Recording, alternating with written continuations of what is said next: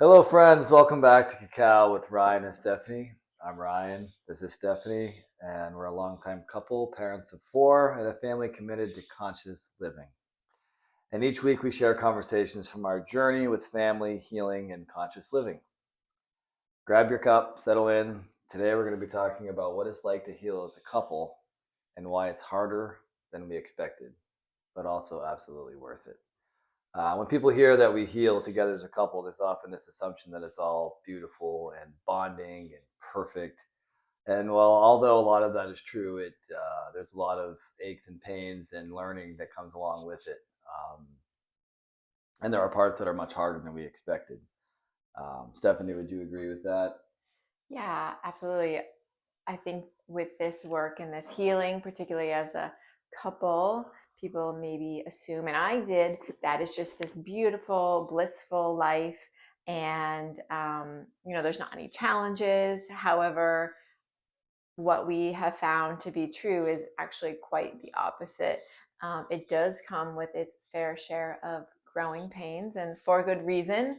Um, but the results have been so much more than we have ever imagined. So, super grateful for all of the challenges that we've experienced along the way and growth. So, um, let's talk about that. Let's start with the highs. Let's talk about the highs of healing together. Ryan, what can you say about that? Well, that's a great place to start considering we just finished up Christmas. And Stephanie and I started healing together exactly, let's see, 6 years ago. Um, And I think every time we get to Christmas, we can kind of, you know, see where we're at and how far we've come. And this year was really exciting for both of us. We had the best Christmas we've ever had with our children. There was so much love and connection and everything we were dreaming about many years ago. And it just felt really rewarding. And even getting to the end of this year, it feels like for Steph and I, the growth we've, you know, experienced over the last calendar year is substantial. And I think it's important for us to recognize that and not put so much I don't know the word like I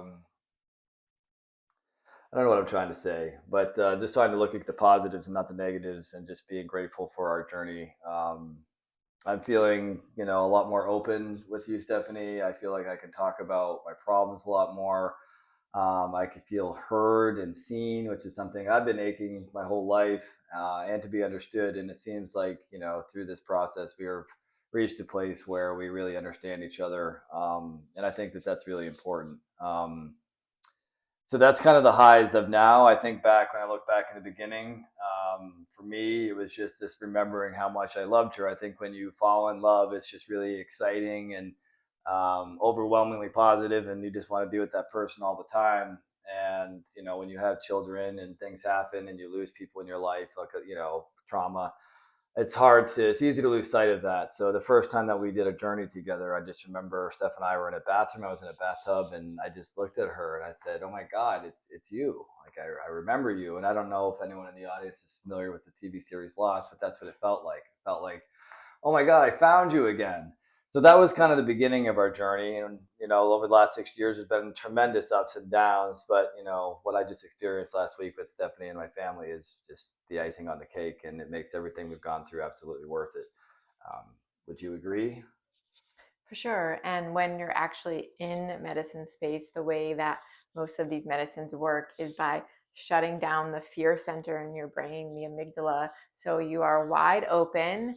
And so all it like removes all of the layers or all of the blocks that might be in between us. So when we're in sacred ceremony together, really just being able to be super open and vulnerable and honest without any fear of um, just like day to day stressors or hurting the other person, and just being able to talk openly and honestly and authentically. So there's this huge openness. So you feel really connected and in love and really safe. And often too, you're having really big insights and understandings, which really helps, me understand more about you and you understand more about me, so we can have more compassion for one another. So it's a huge expansion of just openness and love and insights. And these moments are very real and they're very beautiful, but they're not the whole story. With every expansion is a contraction, and the contractions are just as important as the expansions, and they're unavoidable.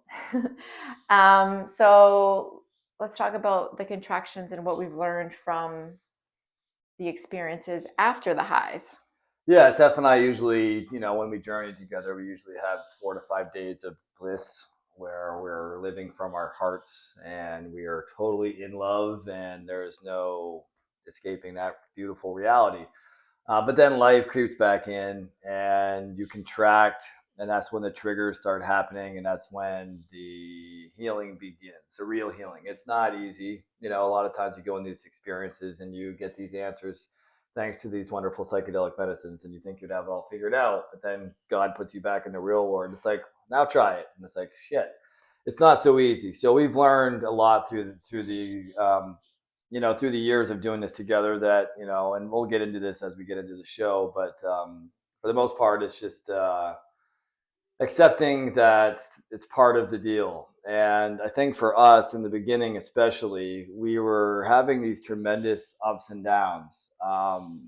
When the plant medicine was really helping us really see these ups and downs, like in our real life. So we would expand, and then when we contract, and we'd expand and we contract, which was really a reflection of our life.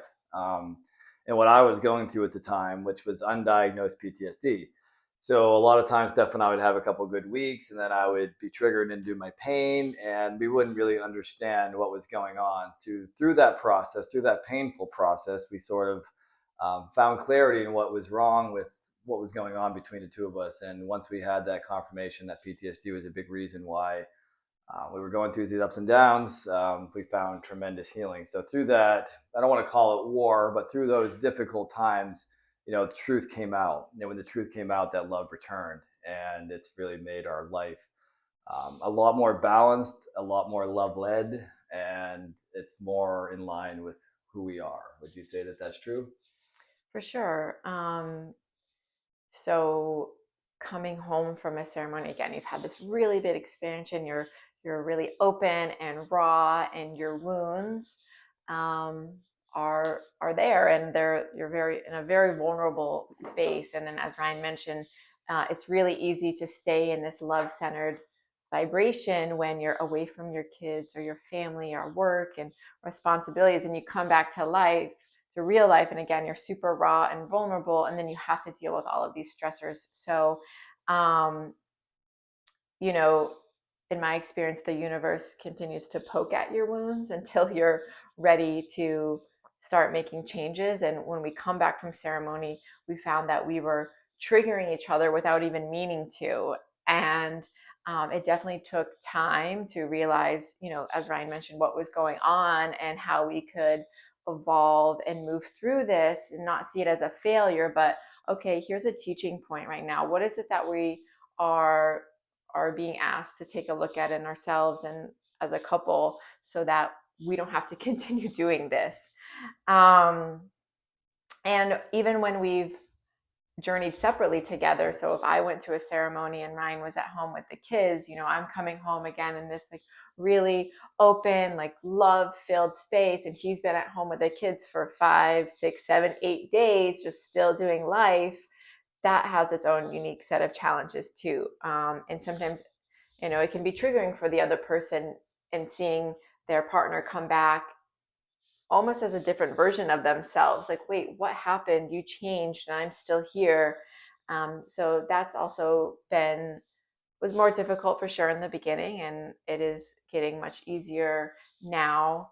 um, Just on that note, quickly, I think that it's important for everybody to recognize that when that does happen, it's just the invitation is to just go into your own abandonment. When Stephanie comes back glowing and looking and talking and doing things differently, like, I feel abandoned, and that's okay. There's nothing fucking wrong with that. And I think the more that we can be honest about that and our feelings, then the more healing can take place. And for me, I've had a deep abandonment with my entire life. So Stephanie has lovingly, poetically, selfishly, even, which is good too, helped me realize what I needed to learn about myself. So it's been a really, really big, big thing for us. Would you agree with that too? for sure. And then, as best as we can, not taking it personal, knowing that it's not about us, and honoring our own needs, and really being open and communicating that to the other person. So yes, we come back from these experiencing triggering each other, not meaning to, but also leading with a lot of curiosity. Why is this happening? And that's really what led us to understanding more about our triggers. So maybe we can talk about that for a minute. Triggers and how this work really brought up old patterns so that we could take a look at them. Yeah, I remember one of my first therapists back in the beginning would get really excited when she got triggered, and I was like, "What the hell is your problem?" You know. But now I've reached the point where I'm kind of in the same boat. You know, like Steph and I will start, floating and loving life for 3 or 4 weeks, and then the trigger will hit me. And yeah, it'll be tough in the beginning, and I'm wondering why this is happening. But then that curiosity returns. It's like, oh, here's an opportunity. Here's an opportunity to see what I'm missing, or what maybe some of my shadow that I haven't looked at yet. And because triggers are just really important lessons that really help humans evolve. Would you agree, Stephanie? Yeah, I mean, ultimately, a trigger is essentially something in present day is being triggered by a past wound. So getting curious, like what part of myself or my younger self specifically is feeling scared or abandoned or not good enough, and where did this come from, and then how can I reparent myself and bring myself back to present day and let myself know that I'm safe and I'm loved and all of these things. So I might do something to trigger Ryan, but it's not just that, it's a lot deeper than that. So And a great example of this happened 3 or 4 days ago. I have my sausage every morning, my chicken sausage, and I was really excited to have it after the holidays. I was even going to splurge and allow myself to have a little bread and make this beautiful egg and sausage sandwich. And when I came home, the sausage was gone. And Stephanie knows that I don't like when my sausage is gone. So I was a little angry. I was feeling neglected. I was feeling left out. I was feeling like I didn't matter. And of course, I projected these feelings onto her, which in turn helped me understand and helped me realize that it wasn't Stephanie that I was feeling neglected from. It was a lot of other deeper things going on in my life that made me feel that way. A lot to do with the family that I grew up with. So when I was able to understand that and understand that I was feeling neglected, I was able to express this to Stephanie, where in turn she gave me the love that I really needed in that moment. And we were, and of course it wasn't a simple quick fix. We had to go through it like we always do, but we've grown, we've learned, and we understand each other a little bit better. Would you agree with that? yeah, and I mean, no one's going to act perfectly all the time. And in that situation, like Ryan said, we are learning. And I guess what's coming to me now is like I was playing the role to get you to maybe see that neglect that you were feeling, to like really have it come to life. Yeah, and I think that was something I needed to experience at Christmas time. Is just this deep longing for the family that I grew up with. I've lost two little brothers, and another one hasn't spoke to me in 3 years. So it's yeah, I was feeling there's a lot of pain inside. And Stephanie, God love her, sometimes she was able to show me that pain, um, in a way that's not harmful. It's actually educational. And I look back 4 or 5 days later, and I'm really grateful because I was able to honor that pain, and I feel a lot lighter and better as a result of it. So. Yeah. And so this work hasn't removed our triggers. I don't think we're ever free of triggers, but it's really just exposed our wounds so that we can better, again, understand ourselves and each other, and then really be able to support ourselves and each other through them when they do come up, because it's inevitable that they will come up. Yeah, and and this kind of is the perfect segue into what we want to talk about next, which are boundaries. And sometimes, especially when you're expanding and contracting, it's really important to take time for yourself. And one of the things I've learned about myself is that it's really hard for me to ask for time alone. It's hard for me to ask for time away from the kids, but it's something that I desperately need. When I have these feelings of neglect come up, or these feelings of abandonment, and I'm feeling really lonely, the best thing for me to do is to go spend some time with myself, to be alone, whether it's in nature, whether it's in a book, whether it's in my writing. Just something for me to step away from the chaotic environment that sometimes is our family. We have 4 kids. There's a lot that goes into it. So taking that necessary time away from the hectic life is really important. And so sometimes even after Christmas, we didn't do it this year, but sometimes after Christmas, Ryan just gets away for 3 days and takes a deep breath and regains his energy, and then comes back as a better person. And then Lately, I've been trying, to get Stephanie to do a lot of the same. And I think she's getting there. But I think that creating these healthy boundaries has been really um, helpful in our evolution as a couple and as our individuals. Yeah, well, considering that when we first started doing this work, boundaries were non-existent. I mean, No we respect. neither of us were educated on what proper boundaries were, honestly, until we started doing this work.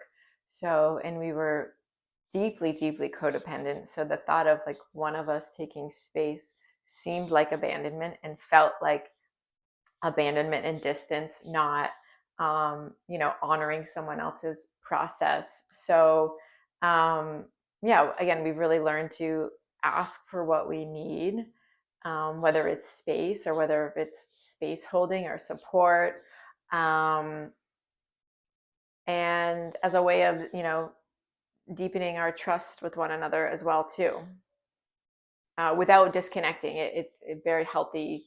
And also, when you're coming home from a ceremony too, it can be very important not to share everything with the other person that you experience, to keep some to yourself, maybe not forever, but initially, so you have time to process your own insights, because it can get messy if you're in ceremony together and you're just like openly sharing everything that happened. It makes it very difficult to process your own experience when you're also holding space for your partners.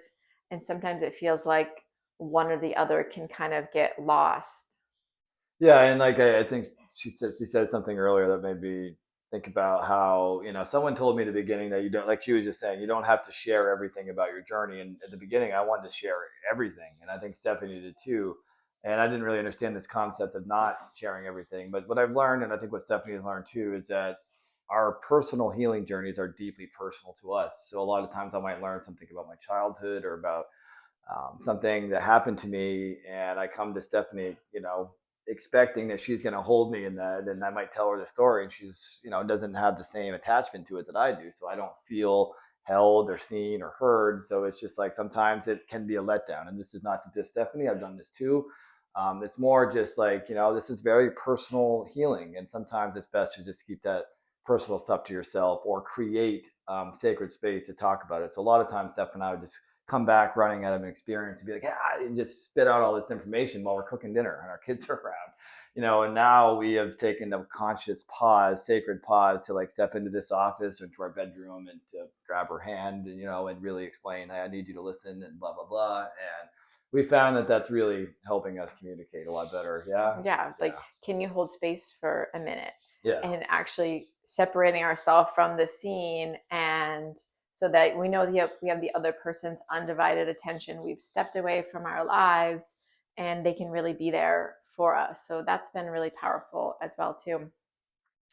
Um, Just quickly, I just noticed how boundaries actually deepen trust, and I think for me, especially with the guy with the abandonment mood, and just like knowing that Stephanie's taking this time away from me to help herself, and trusting that when she comes back, it's going to be better. And I think that's been really helpful for us. It's just like I've told this Stephanie in the past 1,000 times, like as long as I know you love me and you're never leaving me, like I'm good.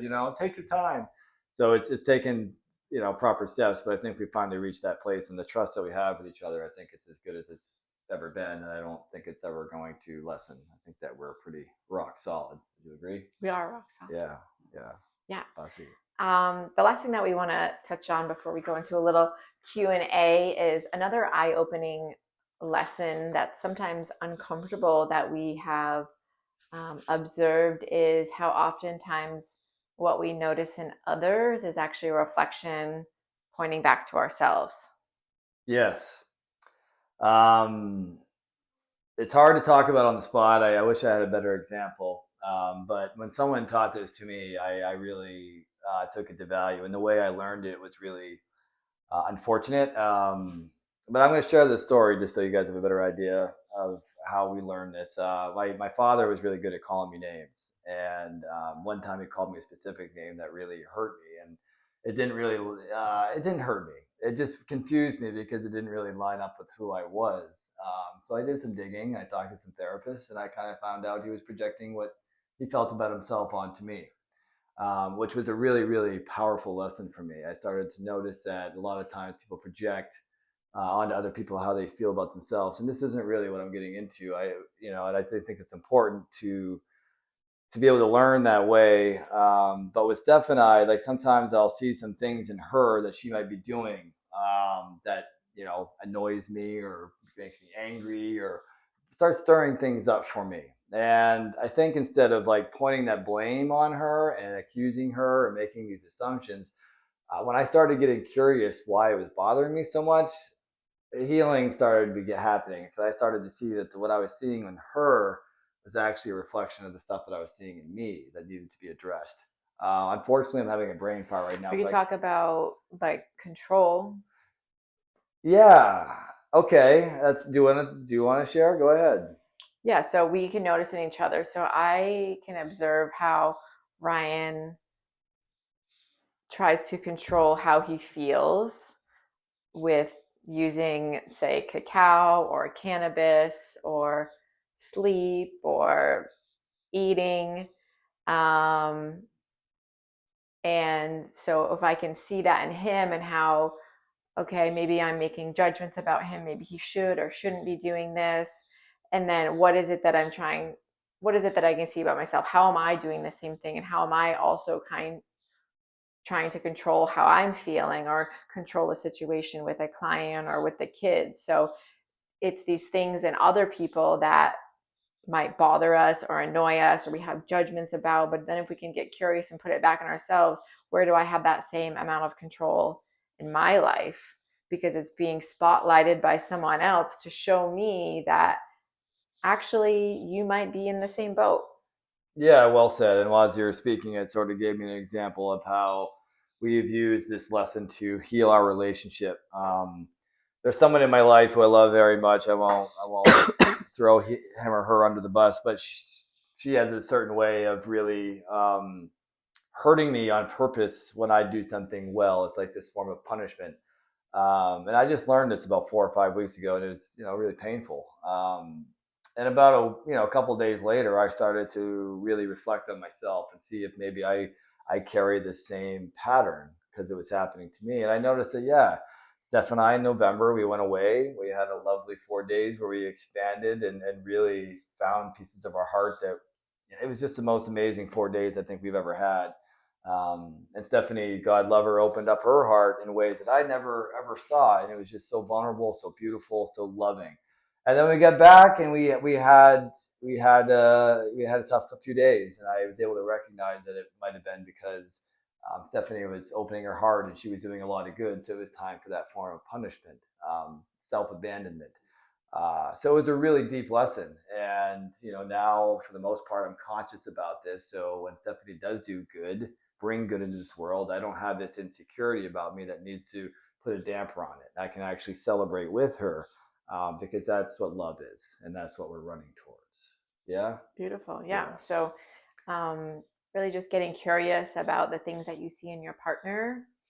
And when you can do that, then we've seen in our experience that your healing and growth and connection can really escalate.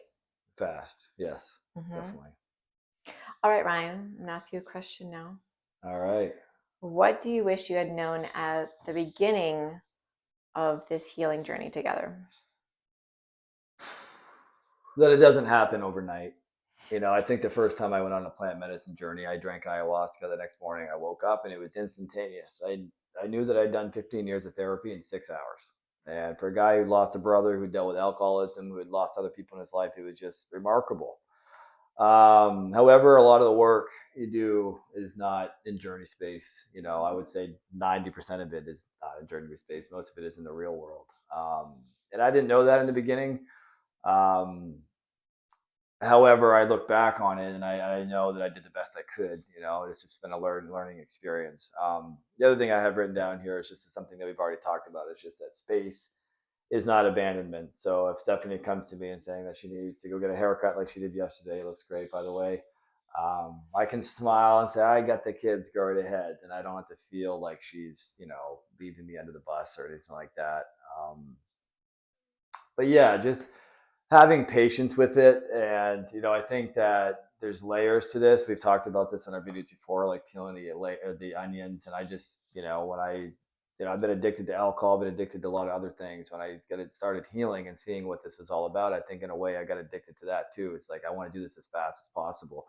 But I think the more you surrender and just, with the flow of the beat of the universe, I think healing will always take place. And if you can have patience with that, then the sky's the limit. So, how about you? What do you think?